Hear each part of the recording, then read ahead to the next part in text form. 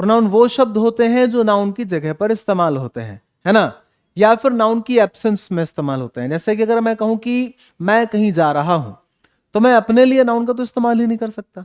फिर कुछ लोग कहेंगे कि नहीं सर, ऐसा तो बोल सकते हैं कि आई एम अजय, तो आप अपना इंट्रोडक्शन दे रहे हो। कभी आप ऐसा बोलोगे कि आई अजय इज डूइंग दिस या आई अजय एम डूइंग दिस, नहीं ना, क्योंकि प्रोनाउन के तुरंत बाद तो नाउन आता ही नहीं है, राइट। चलो आगे बढ़ते हैं। अब देखो, प्रोनाउन जब कभी हम डिस्कस करते हैं तो पर्सनल प्रोनाउंस होते हैं कुछ हमारे। अगर हम पर्सनल प्रोनाउंस की बात करें तो सब्जेक्ट फॉर्म होती है, ऑब्जेक्ट फॉर्म होती है, फिर पोजेसिव होता है और फिर रिफ्लेक्सिव होता है। हम लोग एक एक करके इन सभी को डिस्कस करेंगे। इसमें भी हमें कुछ चीजें डिस्कस करनी है, कुछ बेसिक पॉइंट्स हैं, उस पर ध्यान देंगे। जैसे कि अगर मान लो कभी सब्जेक्ट की जगह पर सेंटेंस में वन लिखा हुआ हो, ये अगर आपको दिख पा रहा हो ONE वन, और अगर उसके ऑब्जेक्ट की जरूरत है तो क्या आएगा, वन आएगा। अगर उसके लिए पोजेसिव की जरूरत है तो क्या आएगा, वंस आएगा। क्या आएगा, वंस। और अगर उसके लिए रिफ्लेक्सिव की जरूरत है तो क्या आएगा, वनसेल्फ आएगा। मैं रिपीट कर देता हूं, आप लिख लीजिएगा वीडियो पॉज करके, कि अगर कभी आपने सब्जेक्ट के तौर पे वन रखा है, और याद रखें ये सिर्फ वन लिखा है, वन ऑफ नहीं है, वन इन नहीं है, समवन नहीं है, एनीवन नहीं है, सिर्फ क्या है, वन। तो ये वन अपने लिए अगर ऑब्जेक्ट लेगा तो क्या लेगा, वन लेगा। पोजेसिव लेगा तो क्या लेगा, वंस लेगा। और रिफ्लेक्सिव लेगा तो क्या लेगा, वन सेल्फ लेगा। एक छोटे से एग्जांपल के साथ इसको समझते हैं जरा। अगर मान लो कुछ सेंटेंस हमारा ऐसा हो कि one needs to take care of his parents, तो इस सेंटेंस में सब्जेक्ट का काम कौन कर रहा है, बताओ। तो इस सेंटेंस में सब्जेक्ट का काम कौन कर रहा है, ये वन है कि नहीं। और ये वन जब सब्जेक्ट का काम करे, इसके लिए पोजेसिव क्या आया हुआ है, देखो यहां पर जरा, हेज आया हुआ है। तो ये हेज नहीं होना चाहिए, अभी बोला क्या होना चाहिए था, वंस होना चाहिए था। तो ये हेज हमारा गलत है। इस हेज की जगह हम क्या लगाएंगे, वंस लगाएंगे, और आंसर हमारा क्या हो जाएगा, सही हो जाएगा। क्लियर है। तो कभी भी सब्जेक्ट के तौर पर अगर सिर्फ वन आया हो तो ऑब्जेक्ट वन होगा, पोजेसिव वंस होगा, रिफ्लेक्सिव वन सेल्फ होगा। एक एग्जांपल अभी हमने देखा ही है, आगे एक्सरसाइज में भी कर लेंगे हम लोग, राइट। चलो भाई, एक एक करके इस पूरे सेगमेंट को क्या करते हैं हम लोग, डिस्कस करते हैं। उससे पहले मैं आपको ये बता दूं कि कभी कभी क्या होता है, पर्सोनिफिकेशन होता है या कॉमन नाउन के तौर पर कुछ यूज करते हैं, तब हमें कंफ्यूजन होता है, राइट। एक छोटा सा सेगमेंट है मेरे पास में, या एक क्वेश्चन है, उसके बाद वो सेगमेंट डिस्कस कर लेंगे हम लोग। क्वेश्चन ये मैंने कहा कि अ स्टूडेंट forgot पेन, ठीक, पेन तो भूले होगे कभी। Options, her, its, their, once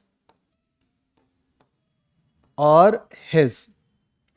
अब क्या होता है, कई बार ये लोग ना इट्स चूज कर लेते हैं।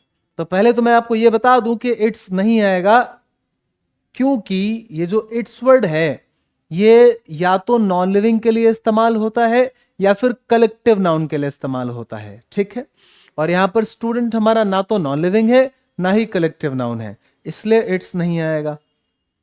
फिर कुछ लोग कभी कभी ज्यादा चालाकी में वंस यूज कर लेते हैं। मैंने अभी कहा कि वंस हम तब लगाएंगे जब सब्जेक्ट सिर्फ और सिर्फ वन होगा, ONE वन, जबकि यहां तो कहीं है ही नहीं, राइट। तो ये वंस भी हमारा क्या हो जाएगा, गलत हो जाएगा। अब बच्चे कंफ्यूजन में कि सर अगर हर हो सकता है तो हिज भी हो सकता है, हिज हो सकता है तो हर भी हो सकता है, तो क्या लगा देते हैं, देयर लगा देते हैं। क्या लगा देते हैं, देयर लगा देते हैं। ध्यान दें बेटा, स्टूडेंट तो एक है ना हमारे पास, जबकि देयर तो हम प्लूरल प्रोनाउन के लिए लगाते हैं या प्लूरल चीजों के लिए लगाते हैं। तो जब एक स्टूडेंट है तो उसके लिए देयर क्या हो जाएगा, गलत हो जाएगा। अब बात आती है कि सर हर लगना चाहिए या हिज लगना चाहिए। ज्यादातर लोग क्या करते हैं, बिना रीजन जाने हिज लगा देते हैं। आंसर सही है आपका, कोई दिक्कत नहीं है, हिज सही है यहां पर, लेकिन ऐसा क्यों हुआ, उसका एक सिंपल सा लॉजिक ये है कि अगर कोई common noun, a common noun that can represent male and female both, वो कॉमन नाउन जो मेल और फीमेल दोनों को रिप्रेजेंट कर सकता है,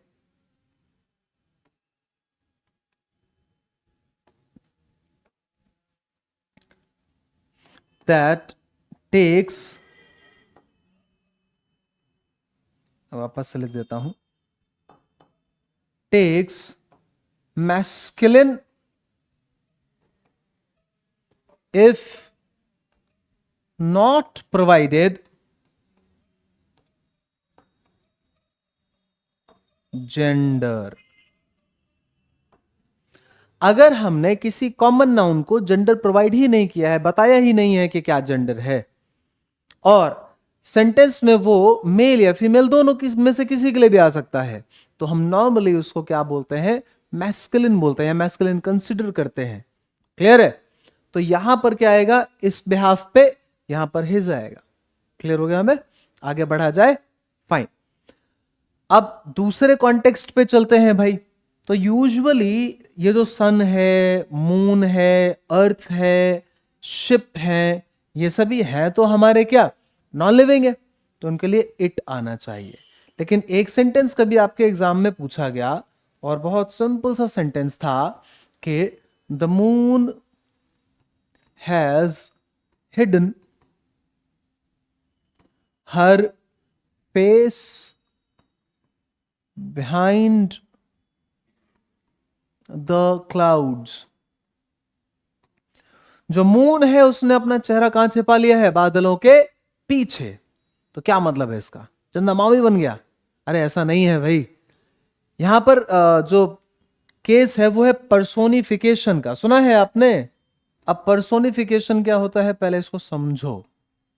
जब हम किसी नॉन लिविंग चीज को इंसानों की तरह ट्रीट करते हैं, when a non-living is treated like human beings,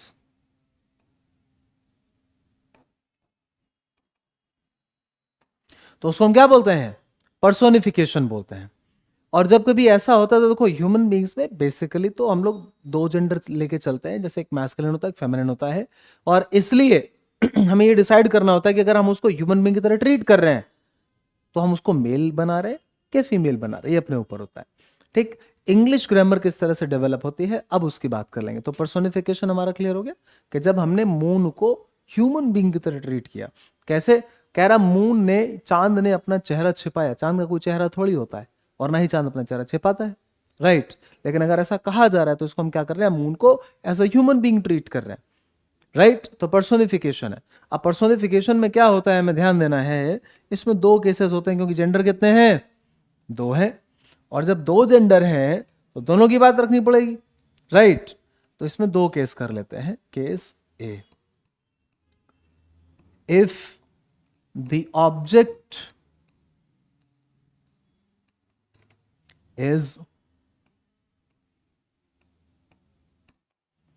associated with, अगर हमारा ऑब्जेक्ट जुड़ा हुआ है किसके साथ में, beauty, love, care, warmth, mercy, softness nature में, काइंडनेस, अगर हमारा ऑब्जेक्ट इन क्वालिटीज के साथ में एसोसिएटेड दिखाया जाता है उस सेंटेंस में, तब हम उस ऑब्जेक्ट को कैसा ट्रीट करते हैं भाई, तब हम उस ऑब्जेक्ट को फेमिनाइन ट्रीट करते हैं। ऐसा माना जाता है कि फेमिनाइन में ये क्वालिटीज ज्यादा होती हैं या डोमिनेट करती हैं, ठीक है? तो अब जरा ध्यान दो कि मून जो है वो क्या है, वैसे तो कोई जेंडर नहीं है, पर्सोनिफाई कर दिया, लेकिन जब पर्सोनिफाई किया तो हम मून को यूजुअली ब्यूटी के तौर पे जो है रखते हैं, और ब्यूटी इज फेमिनाइन, इसलिए वहां पर मून के लिए हमने क्या लगाया है, हर लगाया है, और वो सेंटेंस हमारा क्या है, कंप्लीटली सही है, कोई दिक्कत नहीं है। ठीक, और इसी तरीके से अगर हम शिप की बात करेंगे या नेचर की बात करेंगे तो ये भी कैसे ट्रीट होंगे, फेमिनाइन ट्रीट होंगे। क्या ये बात क्लियर है हमें, आगे बढ़ा जाए, वेरी गुड। अब बात ये आती है कि क्या सर सिर्फ फीमेल्स की ही क्वालिटीज हैं यहां पर जो मेंशन करनी है, ऐसा नहीं है भाई, कोई भेदभाव नहीं है। अब हम केस बी की तरफ चलेंगे जहां पर वो क्वालिटीज भी आएंगी जो मेल्स के लिए यूज की जाती हैं या रेफर की जाती हैं। ठीक है, जैसे कि अब अगर हम केस बी की बात करते हैं, किसकी बात करते हैं, केस बी की, तो केस बी में अगर ऑब्जेक्ट एसोसिएटेड है किससे, अभी देखते हैं किससे, if the object is associated with, तो अब यहां पर क्वालिटीज किसकी आने वाली है भाई, मेल्स की। क्या क्या क्वालिटीज होती हैं, सबसे पहले समझो, अग्रेशन, अग्रेशन का मतलब समझते हैं, गुस्सा या नाराजगी। मैं इसको थोड़ा अलग कलर से ही कर देता हूं तो आपको क्लियर रहेगा, ये इससे कर देता हूं। फिर आते हैं माइट, माइट मतलब ताकत, फिर आते हैं पावर, फिर आते हैं स्ट्रेंथ। अगर कहीं नॉन लिविंग को as a human being treat किया है और इन क्वालिटीज के साथ में एसोसिएट किया है, तब हम उसे कैसा मानेंगे, तब हम उसे मैस्कुलिन मानेंगे। क्या मानेंगे, मैस्कुलिन मानेंगे। जैसे कि the sun is scorching in his anger. अब देखो सूरज को गुस्सा तो आता नहीं है, लेकिन हमने क्या बोला, इन एंगर, यानी कि हमने क्या कर दिया, सूरज को गुस्सा दिला दिया, ऐसा ह्यूमन बीइंग ट्रीट किया। अब एंगर की बात करी तो हम कौन से उस पे चले गए, जेंडर पे, मैस्कुलिन पे, इसलिए यहां पर क्या आया हुआ है, हेज आया हुआ है, और ये हेज यहां पर क्या है, सही है।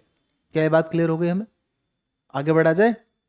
ठीक है भाई, अब हम लोग डिस्कस करेंगे पर्सनल प्रोनाउंस का, जो अभी हमने चार्ट देखा था उसमें से सब्जेक्ट फॉर्म को, कि आई, यू, ही, शी, इट, और अगर प्लूरल हो जाता है तो वी, यू और दे।